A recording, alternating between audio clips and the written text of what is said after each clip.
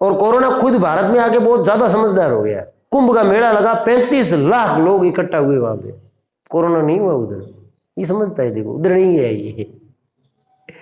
कई राज्यों में चुनाव प्रचार चल रहा है, रैलियां होती बड़ी बड़ी, लाखों लोग इकट्ठा होते हैं। अपने राजस्थान में भी है उपचुनाव 2-3 सीटों पे, वहां भीड़ होती, पूरे दिन लाउड स्पीकर लगे रहते, नेता लोग आते हैं, भाषण देते हैं। किसी के मुंह पे कोई मास्क नहीं, कहीं कोई सैनिटाइजर नहीं, वीडियो क्लिप्स ऐसी छोटी मोटी आती रहती है।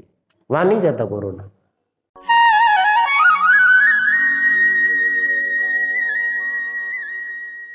हेलो गाइस, नमस्कार, स्वागत है आपका एक बार फिर से आप ही की अपनी पाठशाला में। हाजिर हैं हम आप लोगों के लिए नए वीडियो के साथ, कुछ ताज़ा अपडेट्स लेकर। कल एक आदेश आया था सरकार की तरफ से, जिसने आप सभी की आंखों में चमक और चेहरे पे खुशी ला दी। हालांकि आप लोगों की थोड़ी कम आई, 6ठी 7वीं 9वीं और 11वीं वालों के ज़्यादा आई। आपकी भी परीक्षाएं स्थगित हो गई 10वीं 12वीं वालों की, तो आप भी खुश हुए, है ना। बड़े ऐसे सुबह मैंने देखा फुदकते हुए स्कूल जा रहे थे लड़के। मैंने बाइक रोक के मैंने एक लड़के से पूछा, मैंने कहा बेटा आज इतना खुश कैसे है? परीक्षा रद्द भी हुई। तो मैंने कहा बेटा परीक्षा रद्द होगी, इसमें खुश होने की क्या जरूरत है? हाथ में मारो 6ठी मुंह बिना परीक्षा दिए। और जब से ये आदेश आया है ना, तब से वो एक गाना बड़ा ट्रेंड में चल रहा है। गाना तो क्या है, गाना ही नहीं, वो एक क्लिप है, पता नहीं ऑडियो की। वाह वाह बेटे मौज कर दी बेटे, मौज कर दी बेटे, वाह बेटे वाह। और कोरोना को साथ में चिपका रखा। अब कोरोना को वाह बेटे वाह बोल रहे थे वाह, और बड़े खुश हैं, एक दूसरे पे शेयर किए जा रहे हैं, स्टेटस डाले जा रहे हैं, फेसबुक पे ये बोल, जहां देखो इधर ही वाह बेटे मौज कर दी बेटे। बेटे ने मौज नहीं की, बेटे ने रुला दिया। अभी जिनको मौज लग रही है ना, आगे आना पता चलेगा आपको कितना बड़ा लॉस हुआ इस कोरोना की वजह। और ये कोरोना जाएगी क्यों? जब आप इसको वाह बेटे वाह करके घर पे रख रहे हो, तो ये क्यों जाएगा? ये जाने का नाम ही नहीं लेगा, है? पूरा साल खा गया आप लोगों का। अब परीक्षा देने वाली बात है इनका, वो भी स्किप करवा दी। और कोरोना खुद भारत में आके बहुत ज्यादा समझदार हो गया, बहुत ही ज्यादा इंटेलिजेंट, अपन से भी ज्यादा समझदार। कुंभ का मेला लगा, 35 लाख लोग इकट्ठा हुए वहां पे, कोरोना नहीं हुआ उधर। ये समझता है, देखो उधर नहीं है ये।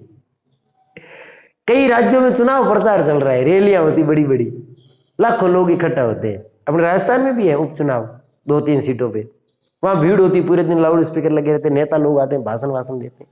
किसी के मुंह पे कोई मास्क नहीं, कहीं कोई सैनिटाइजर नहीं, वीडियो क्लिप्स ऐसी छोटी मोटी आती रहती है, देखी होगी आप लोगों ने भी। वहां नहीं जाता कोरोना। या तो कोरोना नेताओं से डरता है, इन्हें लगता है कि यार ये अपने काम की चीज नहीं, इधर नहीं जाना चाहिए। या फिर ऐसा कुछ है ही नहीं, ये केवल स्कूल्स में अपने इधर ही घूमता रहता है। हाँ, जहां पढ़ाई का मामला होता है ना, वहां ही आ जाता है। ये कितना समझदार है, देखो आप। और आजकल तो ये कोरोना कुछ ऐसा हो गया है कि रात को 8 बजे के बाद तो ये कुछ ज्यादा ही खतरनाक हो जाता है। पूरे दिन मार्केट खुले, रात को 8 बजे के बाद धमाधम बंद होते हैं। कभी कभी तो यही नहीं समझ में आता क्या कोरोना है भैंस है कोई ये? भाई रात के अंधेरे में आई, भेंटी ठोक दे, लगाए दे, पटक गाड़ी, है ना। दिन भर तो भयंकर भीड़ भाड़, और रात को अचानक से ये रात को क्या कोरोना का कनेक्शन हुआ? ज्यादा फैलता है रात को, नहीं समझ में आया, मेरे को भी नहीं समझ में आया। इसके कारण नाती का बाड़ा मिल गया। आपने शुरू से ये कहावत सुनी होगी ना, नाती का बाड़ा हम रखी होगी। तो इस शब्द ने, इस वाक्य ने नाती का बाड़ा खोज के दे दिया। एक भास्कर वाला पहुंच गया नाती के बाड़े को ढूंढते। रोहट पाली जिले में है, भांगेसरा कुछ गांव था, वहां नाती का बाड़ा मिल गया। हकीकत में पता चला इतिहास जानने पे कि आज से 150-200 साल पहले एक महिला थी वहां, उसका नाम नातीबाई था। और उस नातीबाई का घर जरूरतमंदों के लिए हमेशा खुला रहता था। थोड़ी पैसे वाली औरत थी ऐसे। जब भी कोई उसके घर पे पैसे वैसे लेने आता था ना, तो बिना गिने यूं देती थी। आप सोच रहे होंगे कि यार हम क्यों नहीं गए उस दिन। और वापस देने वाले पे डिपेंड करता है कितने दे रहा है। अनाज चाहिए किसी को, लेने आए तो अंदर पड़ा है ले जाओ, वापस लाके अंदर डाल देना अपनी मर्जी से। ऐसी थी नातीबाई, कितनी दिलेर थी सोचो आप। कभी मतलब उसने ये नहीं सोचा ये वो वापस देंगे कि नहीं देंगे, क्या है। जरूरतमंदों के लिए सब दरवाजे एनी टाइम खुले रहते थे। वहां से ये कहावत प्रचलित हो गई। हालांकि ये कहावत तो पॉजिटिव वे की है, नाती का बाड़ा होने का मतलब किसी के साथ कोई भेदभाव नहीं करना, जरूरतमंदों की हेल्प करना, सहायता करना, उस वे में था। लेकिन अपन पता नहीं इसको कहाँ उठा के ले गए कहीं कोई गलती करता है तो कहते हैं नाती का बाड़ा समझ रखी है ना। तो वो वहाँ से कहावत निकल के आ गई। और कल तो एक बहुत ही जबरदस्त वाला बयान आया एक आदमी का कि 10वीं और 12वीं का जो जबरदस्त और पिछले सत्र का शानदार रिजल्ट रहा है, इसमें शिक्षकों का कोई योगदान नहीं है। एक बात बताओ मेरे को यार, आप लोगों को तो हम ही पढ़ाते हैं ना, ये कोई और कौन योगदान दे के जाता है कि आप कहीं और जाते हो क्या योगदान देने के लिए? कहीं जाते हो क्या यहां से छुट्टी होने के बाद? कहीं नहीं जाते। तो फिर ये योगदान दे कौन रहा है? ओह अच्छा अच्छा, ये कोरोना का योगदान है जो बिना परीक्षा डायरेक्ट पास हो गई, इसीलिए बोला होगा ना भाई शिक्षकों को योगदान ही नहीं, क्योंकि वो तो घर बैठे हुए है ना। कोई नहीं भाई, इसको गलत वे में न लिया जाए, क्योंकि ये तो योगदान कोरोना का होगा ना, वो ऐसा ही बोलना चाह रहे होंगे शायद। क्योंकि वरना मुझे तो जहाँ तक लगता है भाई, यदि अपन बच्चों को पढ़ाते हैं, खपत करते हैं, ऐसा है वैसा है, तो ज़्यादा ना तो थोड़ा बहुत तो मास्टर का योगदान होता ही है ना। पता नहीं कह रहे थे इसमें मास्टरों का कोई योगदान नहीं है, किसका योगदान है यार ये कौन योगदान दे के चला जाता चुपके चुपके से, पता ही नहीं चलता हमें तो। हम तो यूं ही इधर फूले नहीं समा रहे हैं, घूम रहे हैं, चौड़े हो गए कि हमारा योगदान था, हमारा योगदान था। ये तो कल पता चला हमारा तो कोई योगदान नहीं है। तो ये सब कोरोना के कारण बिगड़ी भी कुछ स्थितियां हैं, ज़्यादा खुश होने की जरूरत नहीं है। आप सुरक्षित रहिए, थोड़े बच के रहिए कोरोना से, इसको इतना हल्के में भी नहीं लेना है। ये जिस रफ्तार से वापस फैल रहा है ना, उस हिसाब से ये बड़ा खतरनाक साबित हो सकता है यदि अपन टाइम पे नहीं चेतते हैं। तो टाइम पे चेत चूत जाते हैं फिर ठीक है, कोई दिक्कत नहीं है। तो अपना सुरक्षित रहना है, बाहर से जो लोग आते हैं उनसे मिलना नहीं है। अपन 0% जोन में, अपने यहाँ कोई पॉजिटिव है नहीं अभी तक, तो आपको ज़्यादा से ज़्यादा यही करना है कि जो बाहर से आए करे उनसे अपन को बिल्कुल भी मिलना नहीं है। 2 गज नहीं 20 गज की दूरी से मिलो। यदि कोई आए तो वहाँ तक हाय हेलो कर दो, बस बहुत है ना। वरना फिर मौज कर दी मौज हो जाएगी, फिर मामला गड़बड़ हो सकता है सारा। अभी तो केवल परीक्षा रद्द हुई है, हो सकता है आपका जीना ही कैंसिल हो जाए। कि इससे बचाव ही उपाय है। जब तक आप बच के रहोगे ना, तब तक सुरक्षित रहोगे। यदि कहीं ये चपेट में आओ गए ना, फिर मामला गड़बड़ हो जाएगा। तो मास्क वास्क मुंह पे चिपका के रखो, बाजार जाओ मत, कोई काम हो तो ही जाओ, ठीक है। और सैनिटाइजर का भरपूर उपयोग करो। आजकल तो हर बार दुकान पे इधर उधर हर जगह पड़ा रहता है। आपको लगता है कि आज सैनिटाइज करने, और दुकान वाला ऐसे तो देगा नहीं, तो 5 रुपये का सिक्का निकालो, कोई चीज़ खरीदो, उसे बोलो सैनिटाइजर है, दे, सिक्के को सैनिटाइज करता हूँ, हाथ में रख के ऐसे लेके फिर सिक्के को सैनिटाइज करके दे दो, आपका हाथ भी सैनिटाइज हो जाएगा, है ना। हाँ, तो उसका उपयोग करो, थोड़ा सुरक्षित रहो, बच के रहो। एक लड़का था, उसने कमेंट किया था पिछली वीडियो पे। उसका कमेंट सुनने के बाद 2 दिन मेरी मोटरसाइकिल को भी थोड़ी दिक्कत हुई, है ना, क्योंकि मैं चौड़ा हो गया, मोटरसाइकिल मान नहीं रहा था, है ना। लड़के ने कमेंट किया था कि सर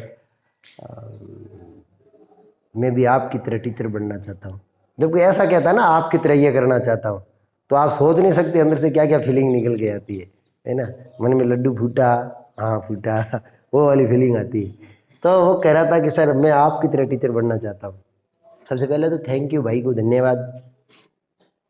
अच्छा, फिर उसने कुछ सवाल भी किए थे कि आपके 10वीं 12वीं बीएससी में क्या परसेंटेज थे, नौकरी कैसे लगे, इसके बारे में हल्की सी चर्चा करी हो, ठीक है।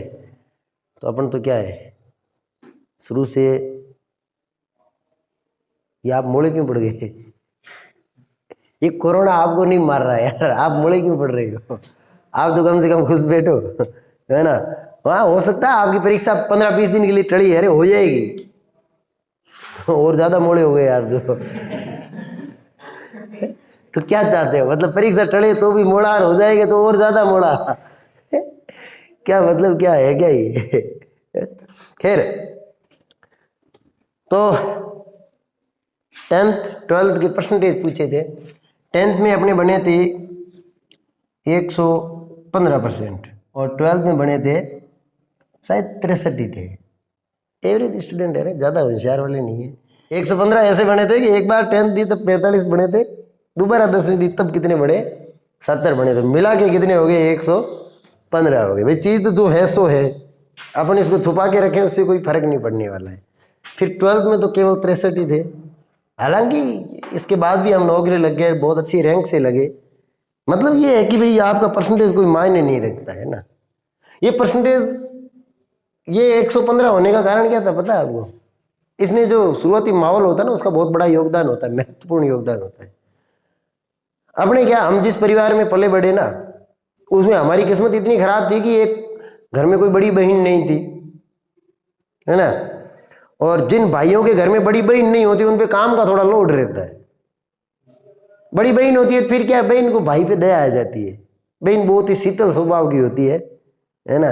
वो भाई पे दया करके वो काम वाम निपटा लेती है, खुद तकलीफ में रह के भी निपटा लेती है। तो फिर छोटे भाइयों के मौज रहती है। और जो बड़े हो जाते हैं उनके घर में जो छोटी बहन होती है, उनको थोड़ा दिक्कतों का सामना करना पड़ता था। हम भी इस रास्ते से गुजरे थे। और ऊपर से क्या, एकल परिवार में थे। एकल परिवार का मतलब है दादा दादी साथ में नहीं थे, मम्मी पापा अलग रहते थे, ठीक है। तो एकल परिवार में थे, ऊपर से बड़ी बहन नहीं थी, और पढ़ाई का माहौल 0% था घर में। क्यों था? क्योंकि मम्मी जी आज भी अंगूठा लगाते, है ना। और पापा जी थे तो वो हेमाराम की जगह साइड में टेमाराम लिखते थे। तो आप सोच सकते हो कि पढ़ाई का माहौल कैसा रहा होगा। तो पढ़ाई का इतना माहौल नहीं था, उस वजह से थोड़े हम पिछड़ी प्रजाति में थे। पिताजी कहते जरूर थे ये कि पढ़ो, नहीं तो भूख ठोगी जो, लेकिन पढ़ने के लिए क्या करना है उससे संबंधित वो कुछ नहीं करते थे। केवल ये कहते थे कि पढ़ो, है ना, क्योंकि उनके पास इतना ही शायद नॉलेज रहा होगा। और फिर क्या है, मैंने कहा ना, घरेलू काम, घरेलू कामों में दोनों टाइप, घर में लो बाहर लो, दोनों ही करना पड़ दो, है ना।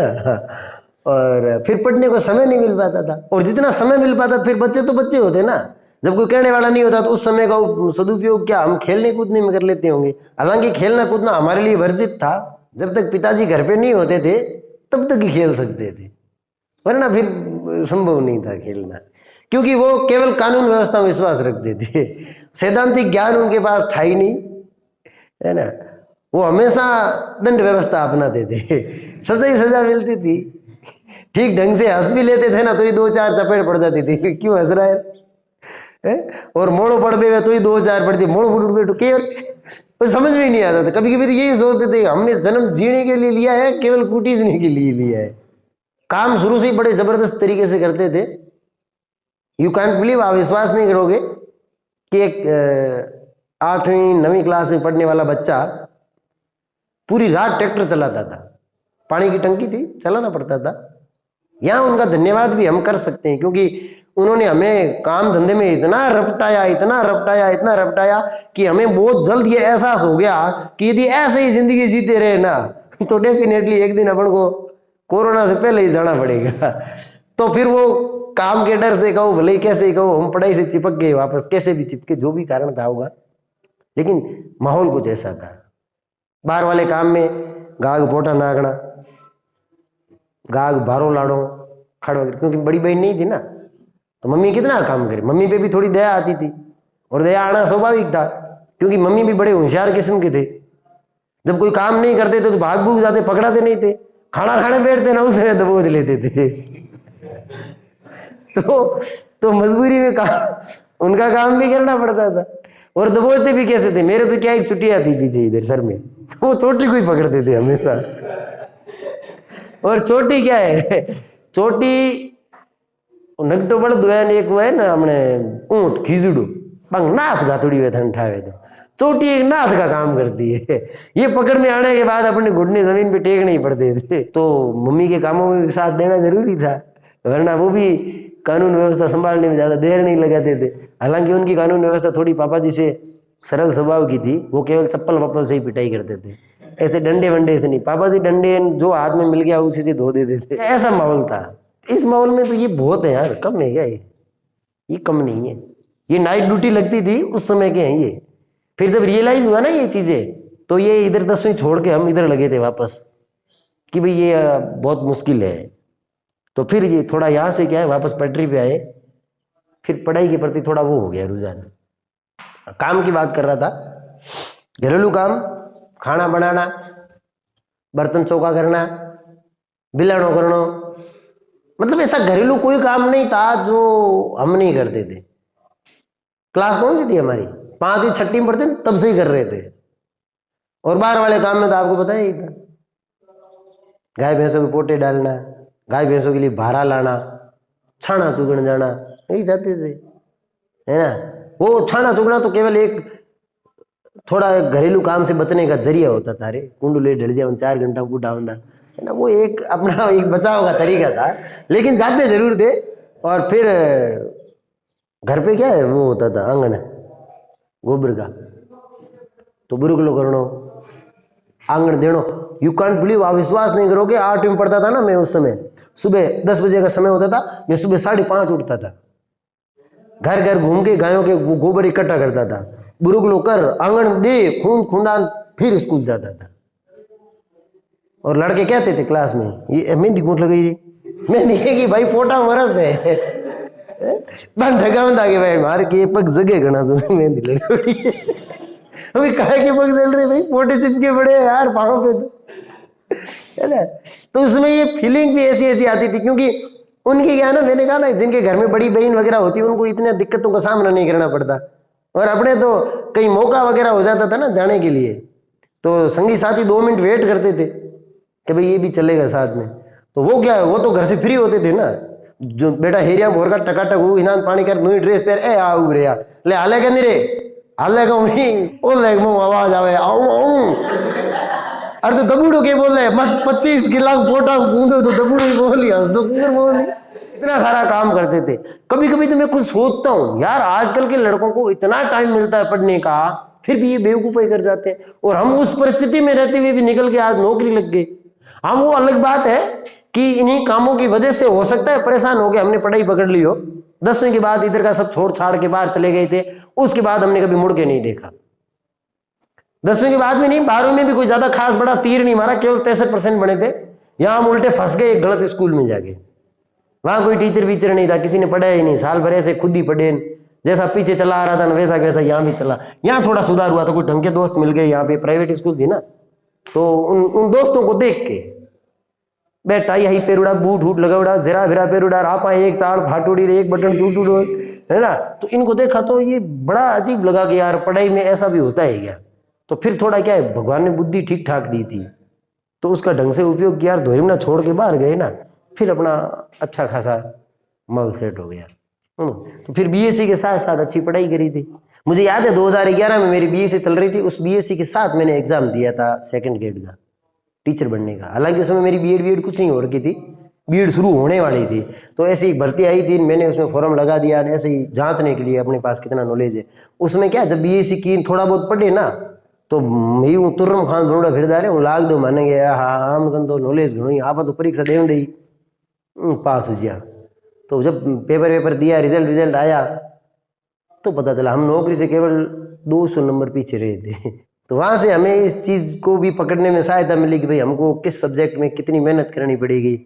तो जो ज़्यादा साइंस का तो ठीक ठाक मामला था, अच्छे नंबर थे, जीके के पेपर में कमज़ोर था मैं उसमें, क्योंकि साइंस वाला अमूमन कमज़ोर होता ही है। तो फिर 2011 और 12 2 साल तक जीके पढ़ा था मैंने, अच्छा खासा पढ़ा। तो फिर बढ़िया ज़बरदस्त नंबर आए, 100 नंबर का पेपर था, उसमें शायद 72 सवाल मैंने सही किए थे 2nd ग्रेड में। ये साइंस वाले के लिए एक बड़ी उपलब्धि थी कि 100 में से 70-72 सवाल सही कर दिए। उस पेपर में जिसमें आर्ट्स वाले एसएसटी वाले यही 60-65 करके आए थे, तो उस वजह से मेरी 16वीं रैंक भी आ गई। अच्छा खासा माल था। इस तरीके से हम सेटल होके इधर आ गए। और फिर आज तो आप लोगों का इतना प्यार है, इतना स्नेह है, भगवान का इतना बड़ा आशीर्वाद है कि इतनी पहचान हो गई। आप एजुकेशन लाइन में आना चाहते हो, बहुत बड़ी अच्छी लाइन है, तो यहाँ एक बड़ा सुकून मिलता है, बड़ी एक शांति मिलती है। बच्चों को पढ़ाओ, अच्छा काम है, कोई पाप का काम नहीं, कोई पाप का 1 रुपया भी नहीं, है ना। 4-5 घंटे बाद घर चले जाओ, घर के बच्चों का भी ध्यान रखो, उनको भी पढ़ाओ, कोई इधर उधर से ज्ञान लेने आ जाए तो उनको भी ज्ञान दो। तो फिर अच्छा है, बहुत ही शानदार लाइन है एजुकेशन लाइन में। यदि आप चाहते हो, 6 साल से सरकारी सेवा में है, उम्मीद है आगे भी ये सरकारी सेवा ऐसे ही जारी रहेगी। कई लोग ये भी पूछ रहे थे कि सर आप 16वीं रैंक से सेलेक्ट हुए, फिर आपने 2nd ग्रेड ही बने हुए हो, 5-6 साल हो गई, 2-3 भर्तियां भी निकल गई, क्या मतलब, क्या ये तुक्का था क्या ऐसा कि सेकंड ग्रेड बन गए फिर आगे कुछ हुआ ही नहीं? एक्चुअली क्या है ना, मैंने पोस्ट ग्रेजुएशन नहीं की, अभी हुआ है। पता नहीं क्यों, शायद वो कॉलेज में प्राइवेट करवाते नहीं थे, रेगुलर जा पाना सर्विस के बाद थोड़ा पॉसिबल नहीं था, इस वजह से हुआ नहीं। कोई नहीं, जहाँ है खुश हैं। अभी एमए हुई है तो हो सकता है आगे आने वाली भर्ती में इधर उधर कहीं हाथ पांव अटक जाए कर जाए तो मे भी हम भी आगे चले जाएं, लेक्चरर बन जाएं। लेकिन जुड़े हुए शिक्षा विभाग से रहेंगे। बड़ा अच्छा विभाग है, बड़ा शानदार विभाग है। हालांकि हमारा कोई योगदान तो नहीं है रिजल्ट वगैरह रखने में, लेकिन फिर भी आनंद बहुत आता है ना। खैर जो भी है, आपका प्यार इस तरह से हमारे साथ बना रहे, आपका आशीर्वाद स्नेह, आपका सपोर्ट हमें इसी प्रकार से मिलता रहे। बहुत बहुत धन्यवाद। मिलेंगे किसी नए वीडियो में नए टॉपिक के साथ, तब तक के लिए।